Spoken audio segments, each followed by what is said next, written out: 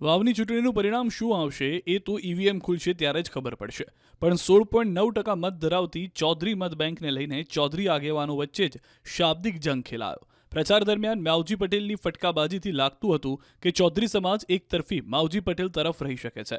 જોકે રવિવારની રાત્રે જે રીતે શંકર ચૌધરીએ માવજી પટેલ સહિતના તેમના સાથીદારો પર પ્રહારો ઝીક્યા એ સાંભળ્યા બાદ ચૌધરી મતદારોમાં બે ફાંટા પડવાની શક્યતાઓ સેવાઈ રહી છે.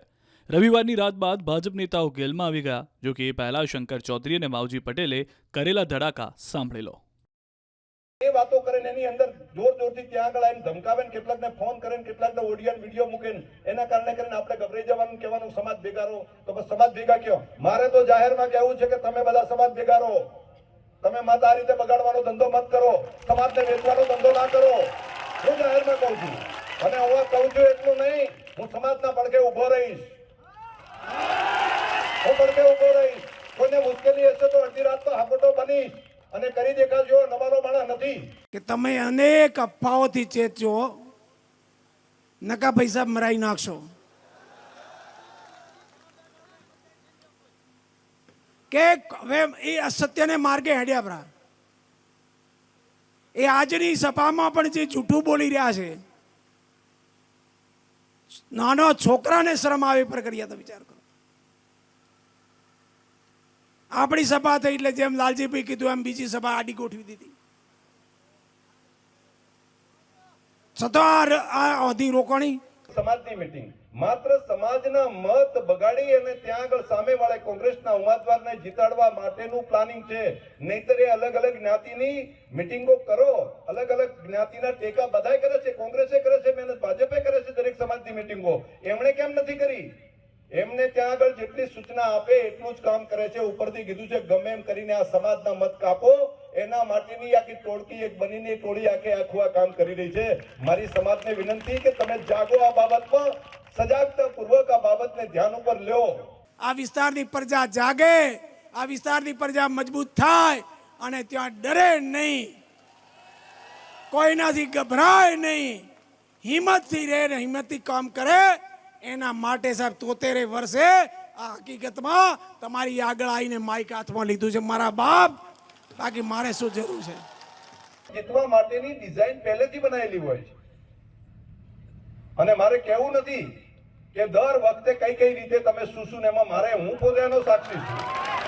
કોઈ પૈસા આપી જાય, કોઈ પૈસા આપે તો એના માટે કરીને આખા સમાજને વેચી મારવાનો, સમાજના મત વેચી મારવાના. ત્યાં આગળથી કોઈ ફાઇનાન્સ કરીને આપે એટલા માટે કરીને સીધા આખા સમાજના મત ડાયવર્ટ કરી નાખવાના. અને સમાજ અને તોય પાછા જઈને કે આ સમાજ ભેગા તમે નથી રહેતા. તો સમાજ કયો? સમાજનું હિત કયું? સમાજનું હિત કયું? સમાજના મતોને ત્યાં ડાયવર્ટ કરીને પોતાને પૈસા મળી જાય એટલા માટે કરીને આખા સમાજને બારોબાર વેચી મારવાનું કામ કરે એ સમાજનું હિત છે. અને અમે કઈ સમજતા જ નથી કોઈ લોકો. આ એક વખત નથી કર્યું, 7 વખત કર્યું છે. અને 7 વખતની આ વ્યવસ્થા છે, 7 વખતની. હાથ કરો આવી જાય મારા હાથે મેદાનમાં 100 મળિયાની સોગન ઉપર અને ખાવા તૈયાર છો. જો કોઈ પાસે પૈસો માંગ્યો હોય, મને પૈસા આલ્યા મારા માલધારી હોય, મારા માજીરોડાએ, મારી બહેનો આપે છે, મારો ખેડૂત આપે, મારો ખેત મજૂર આપે, મારો ગ્રામ કારીગર આપે છે. હરાવવા માટે કરી ચૂંટણી લડ્યા છે 6 વખત. અને તે દિવસે આપણો સમાજનું હિત ક્યાં છે નથી જોયું. આ વખતે પણ એમપી સાહેબની સાથે કીધું ને કે 3 4 વખત, 2 વખત તો અપક્ષ લડીને કોઈ પણ રીતે. આ વખતે મારે આભાર માનવો પડે ત્યાંના મારવાડી પટેલ સમાજનો કે એમણે છેલ્લા દિવસે ફોર્મ ભરીને તૈયાર કરીને જતા હતા ને એ વખતે લઈને મારી ગાડી મૂકી ત્યાં ગમે એમ કરીને આમ કર્યું. જો એ ન કર્યું હોત ને તો હું એ ઘરે હોત. આ એમનું પ્લાનિંગ હતું. અપક્ષ ત્યાં આગળ હોત, ચૂંટણી લડો તો 25,000 20-25,000 મત લઈ જાઓ અને 20-25,000 લઈ જાઓ એટલે બાકી અમે જીતી. શરમ આવવી જોઈએ, એમને લાજ આવવી જોઈએ કે તમારા માટે 4 ચૂંટણીઓ યુદ્ધના મેદાન લડ્યા છે અને તમારા જવાન લપસી રહી છે.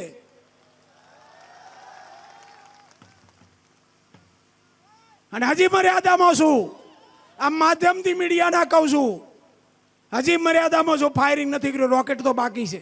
જવાબ આપવાનો છે શંકરભાઈ સામે જેમણે આંગળી ઉઠાવી છે, જેમની ઉપર આક્ષેપ કર્યા છે, એ આક્ષેપનો જવાબ 13મી તારીખે આપશે જનતા. આજે પ્રચાર પડઘમ શાંત થવાના છે, છેલ્લી ઘડીનો કેવો પ્રચાર રહેશે ભાજપનો, શું માઇક્રો પ્લાનિંગ છે આજનું? માઇક્રો પ્લાનિંગ સ્વાભાવિક ભારતીય જનતા પાર્ટીના કાર્યકર્તાના લોહીમાં છે. ચૌધરી સમાજ પણ ભારતીય જનતા પાર્ટી સાથે વર્ષોથી ભારતીય જનતા પાર્ટી સાથે વરેલો છે અને સંકળાયેલો છે, અને એ પણ સમાજ કંઈ ભોળો છે પણ સમાજ ભારતીય જનતા પાર્ટી સાથે વરાયેલો હોય તો એ બીજું ત્રીજું ના વિચારે. ચૌધરી સમાજ ભારતીય જનતા પાર્ટી સાથે જોડાયેલો છે. ભારતીય જનતા પાર્ટીને આ વિસ્તારમાં ઊભી કરવામાં પણ ચૌધરી સમાજની મહત્ત્વની ભૂમિકા રહેલી છે. વિધાનસભાની ચૂંટણી હોય, લોકસભાની ચૂંટણી હોય, આ વિધાનસભાની ચૂંટણીમાં પણ ચૌધરી સમાજ 90%થી પણ વધારે મતો ભારતીય જનતા પાર્ટીને આપી. જનતા વિકાસની સાથે હોય છે. જાતિવાદની રાજનીતિને દૂર કરવા માટે આ ચૂંટણીમાં ઈવીએમ પર લોકો જઈને ભારતીય જનતા પાર્ટીને મત આપશે એવો મને ચોક્કસ વિશ્વાસ છે.